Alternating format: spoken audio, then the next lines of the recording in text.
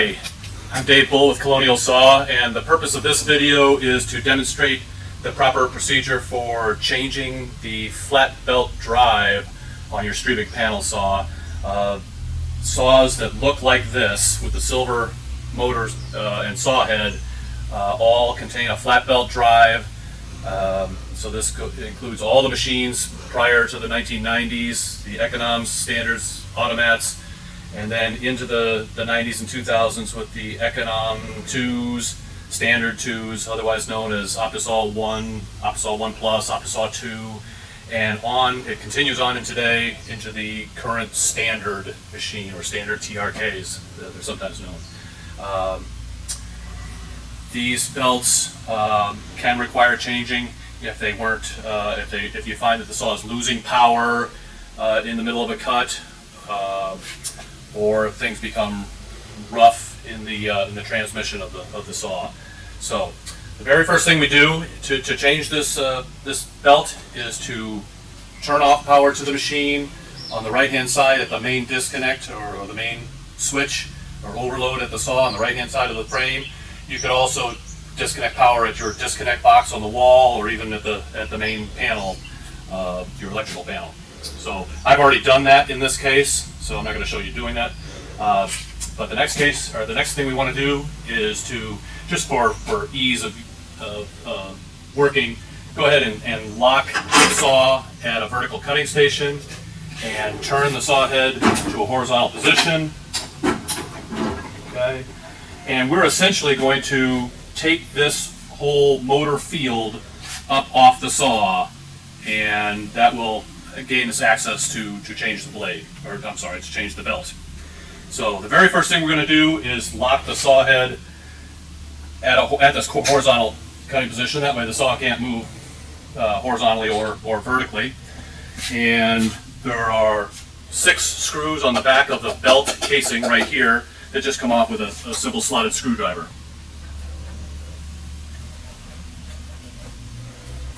You can remove the belt casing cover now and look right into the belt area.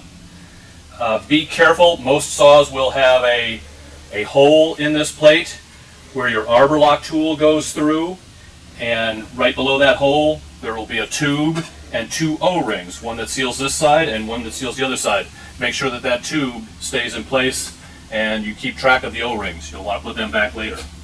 At this point, it's a good idea to look into the belt casing area and see if there's a lot of belt dust that may have accumulated.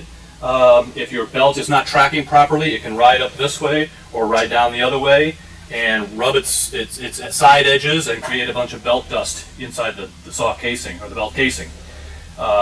We can go ahead and vacuum or blow that dust out of there at this point, or we can do it later on.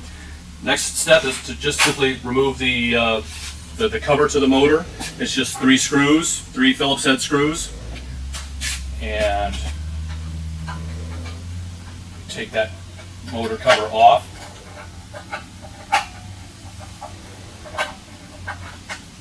That motor cover just lifts right off. You might have to pull the saw head all the way out, but it comes off easily.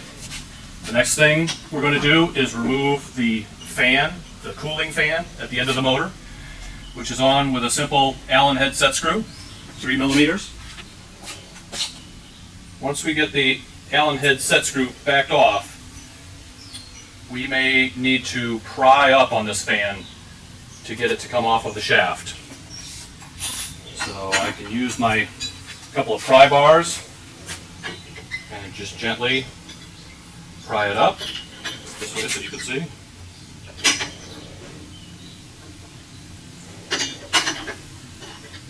Okay, up there. There we go. The next step will be to remove this bearing cover, and there's a wavy spring washer under the bearing cover. We want to take that off as well. Again, that's just 3 Phillips head screws to remove the bearing plate, cover plate.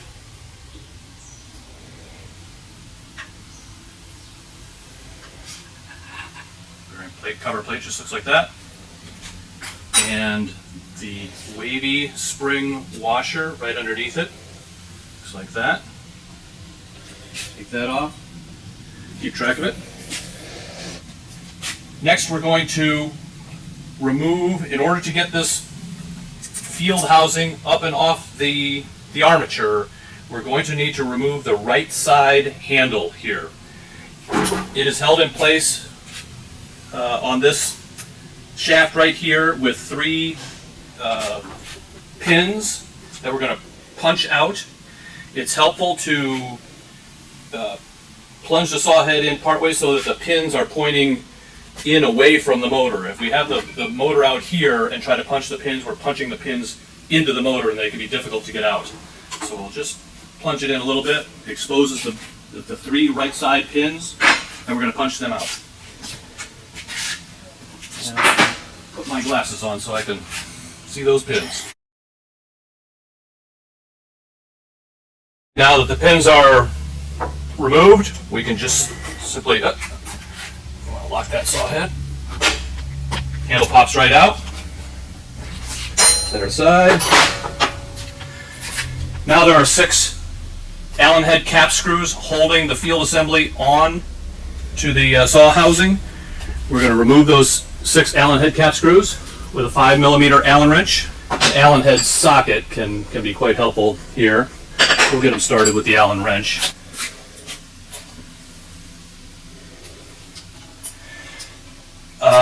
A special note, 2 of these screws are longer than the other 4.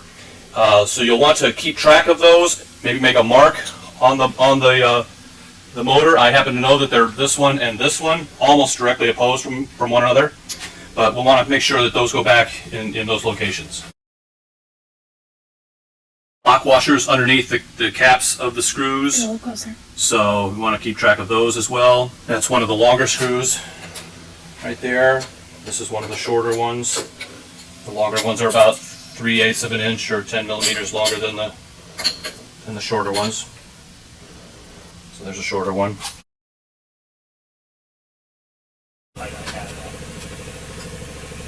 Okay, now that our 6 screws are removed from the end of the field assembly, we can lift. We'll have to pry this field assembly up off of the saw housing. So I'm going to use my pry bars again. This spot right here is a good spot to pry, and over here is another good spot to pry this motor up a little bit. No. It's going to be helpful to have this motor pulled out to the rotating position and leaning over a little bit. Otherwise it gets caught on the parallel guide bar right here and you won't be able to lift it up. So finish prying up. It's nice and loose, I can tell. And now I should be able to, just going to put it, okay.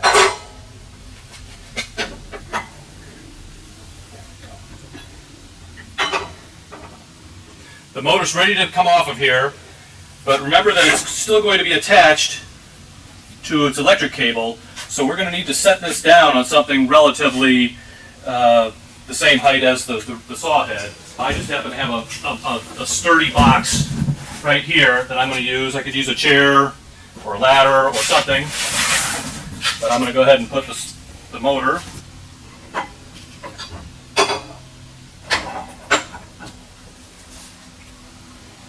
right there.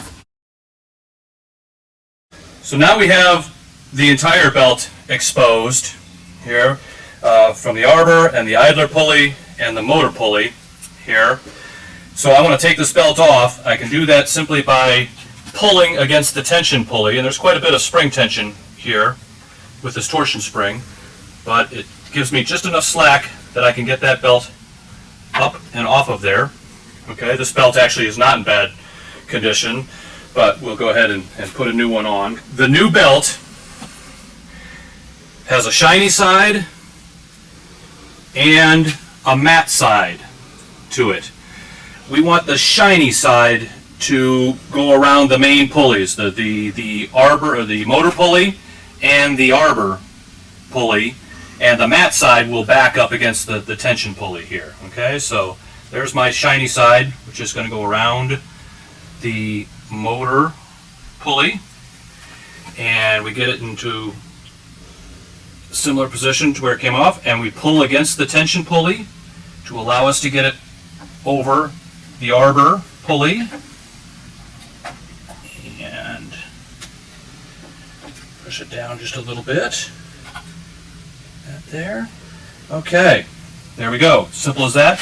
Now, we're going to want to turn the belt by hand in the same direction that it would turn as it's spinning, which is clockwise as I'm looking down at the motor pulley and the arbor. So several turns by hand, and that will bring the belt back up to its natural spinning position.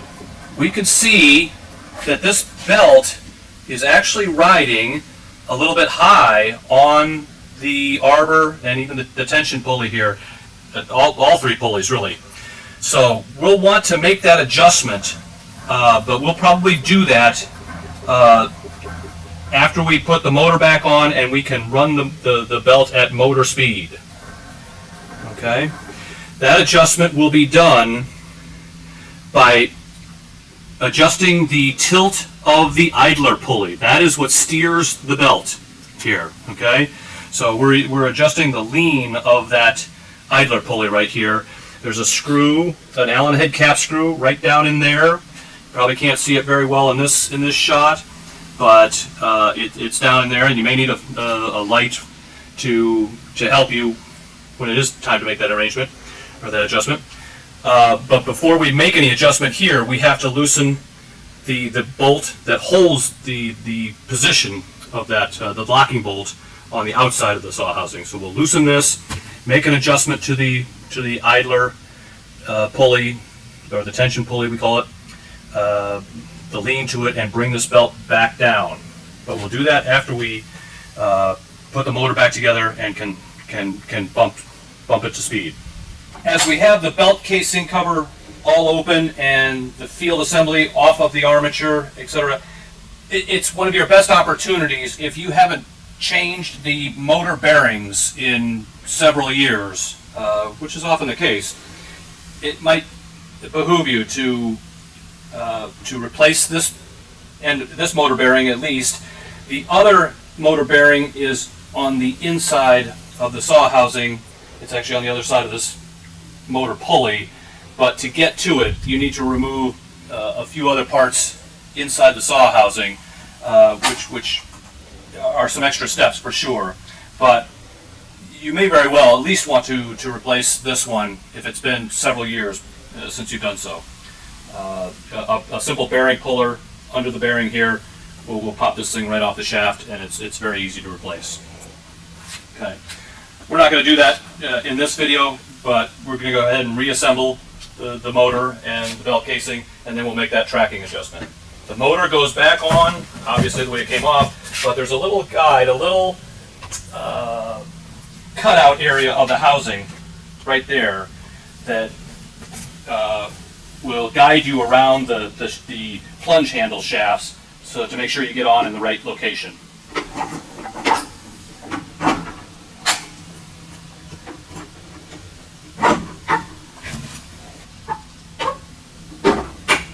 The motor will naturally seat over those two long screws at an insert that they're threaded into, which guide the motor into the right position. The two long screws go where we had the motor marked. The four other screws.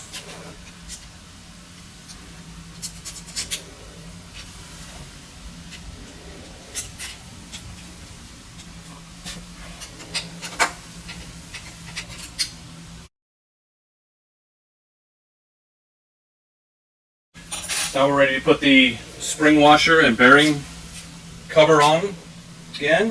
The spring washer just goes on as such. And the bearing cover plate.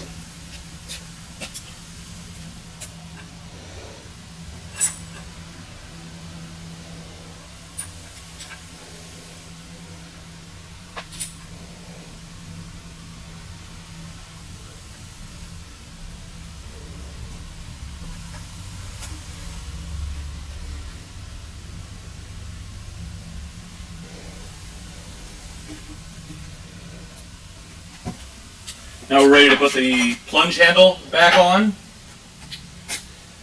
And it's simply going to go down the shaft, and we'll have to line up the, there we go.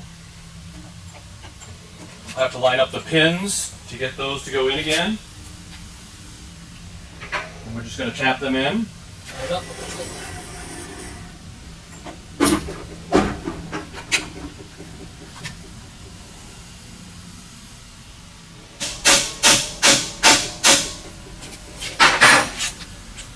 Okay. Now we can put the fan assembly back on. There is a flat part of the end of the shaft where the Allen head set screw is designed to screw into. It should just slip right on there. We tighten our Allen head set screw.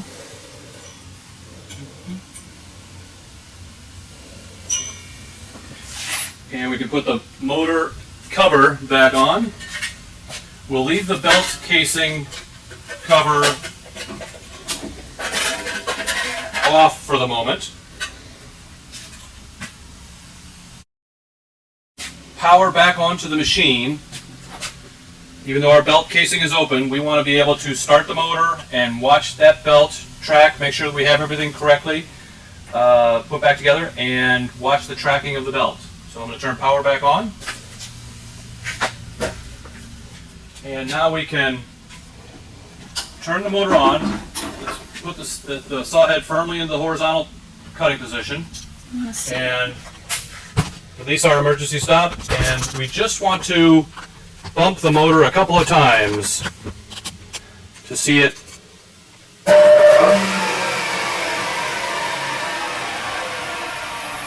It finds its centering point as it is now, and it is a little bit high. It's above the top edge of the arbor here, and we really want that to be about a 1/16 to an 1/8 of an inch below the top of the arbor. And you can also see that it's riding above the upper edge of the tension pulley. Okay, so we're going to go ahead and make a minor adjustment to that tracking, that belt tracking. We're going to first loosen the 6mm Allen head locking screw down here. That allows an adjustment to be made. And then again, this is going to be something you can't really see from our camera viewpoint, but just where my finger is right here, there is an Allen head cap screw that is the adjusting screw that's going to tilt this tension pulley to steer that blade. Give myself some light here. And I want this thing to go down, so I'm going to turn it slightly clockwise, I believe is the direction. I do have to lock the locking screw down again to hold that adjustment. And now we can start it back up again.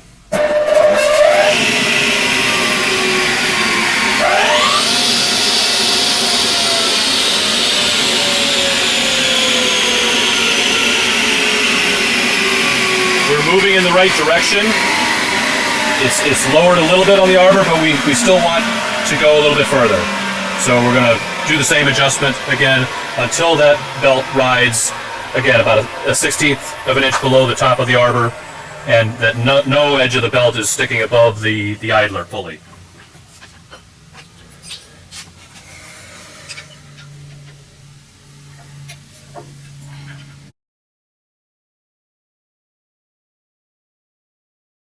Now we can see that our belt is riding in a nice position, about an 1/8 of an inch below the top of the arbor, and not sticking above the idler pulley at all, the tension pulley at all.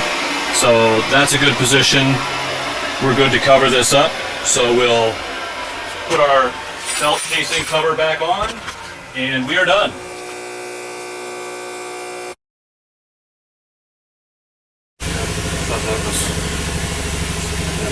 These instructions are also included with every belt that we send out the door, and if for some reason you didn't get a copy of these with your belt, they are also available on our website under the Owner's Technical Resources section of our website and FAQs, and they'll have the exact same procedure that we just went through here, along with the belt tracking adjustment instructions. Thanks very much for watching. If you have any questions, you can always call us at Colonial Saw. Thank you.